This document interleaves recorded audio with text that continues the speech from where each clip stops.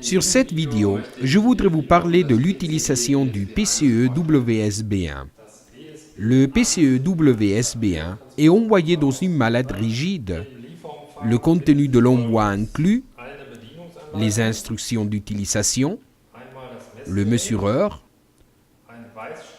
un standard de calibrage blanc, un standard de calibrage noir, des récipients pour plusieurs matériaux comme des granulés, des piles et une plaque en verre. Parlons maintenant de la mise en marche du PCE-WSB1. Pour cela, nous tournons l'appareil et nous retirons le couvercle du compartiment des piles. Lorsque vous introduisez les piles, tenez compte de la bonne polarité, bien que les pôles correspondantes sont indiqués en fond du compartiment des piles.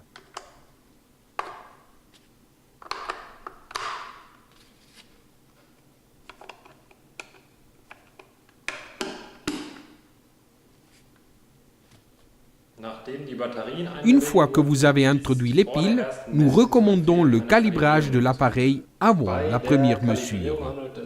Le calibrage est un calibrage de 2 points.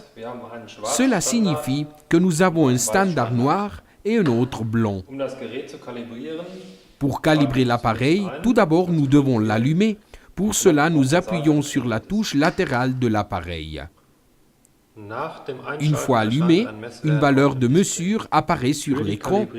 Pour le calibrage, nous avons besoin d'utiliser les 2 touches situées sous l'écran. Sur la partie gauche, nous trouvons la touche pour le calibrage du standard noir et sur la partie droite, la touche pour le calibrage du standard blanc. Commençons par le calibrage du standard noir. Pour cela, nous situons l'ouverture de l'appareil sur le standard noir. Si la valeur se détourne de la valeur 0, nous pouvons régler la valeur avec la touche 0.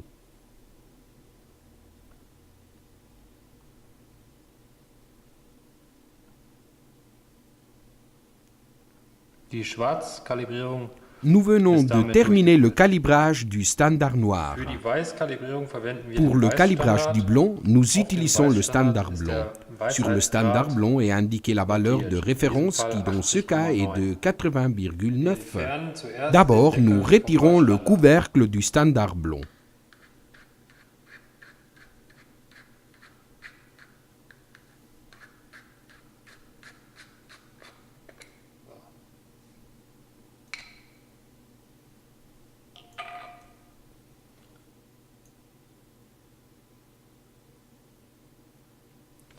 Le calibrage du standard blanc se réalise de la même manière que celui du standard noir. Nous situons le mesureur sur le standard blanc et nous attendons jusqu'à ce que la valeur se soit stabilisée sur l'écran. Une fois stabilisée, nous pourrons régler l'appareil à la valeur indiquée sur le standard blanc. Dans ce cas, la valeur de référence est de 80,9.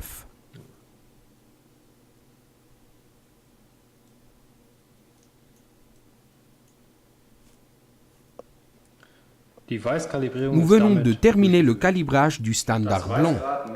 Le mesureur de brillance est maintenant prêt à être utilisé. Nous pouvons maintenant réaliser la première mesure.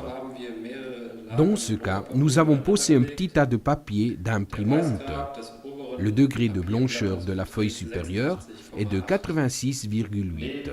En plus de mesurer du papier ou des textiles, vous pouvez aussi mesurer avec le PCE-WSB1 des plastiques, des surfaces laquées ou de la porcelaine. L'envoi inclut un plus de récipients pour des poudres. Avec cela, vous pouvez mesurer par exemple des granulés ou plusieurs types de poudres. Bien, maintenant nous allons réaliser une mesure d'une matière en forme de poudre. Dans ce cas, ce que nous avons, c'est du sucre. Pour cela, nous introduisons une certaine quantité dans le récipient.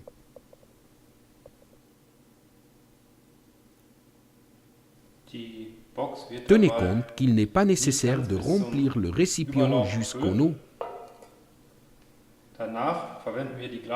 Ensuite, nous prenons la plaque en verre et nous tassons la poudre. De cette manière, nous avons une surface plate.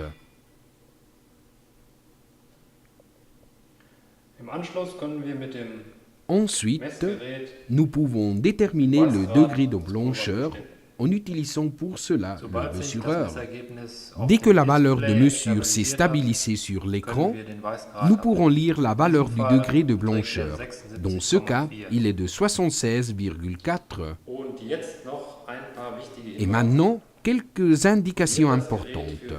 Si nous n'utilisons pas l'appareil pendant 15 minutes, le PCE WSB1 se déconnecte alors automatiquement.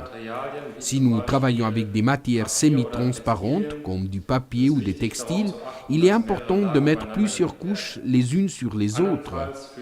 Dans le cas contraire, la semi-transparente peut aussi provoquer la mesure du faux, ce qui produit des mesures erronées.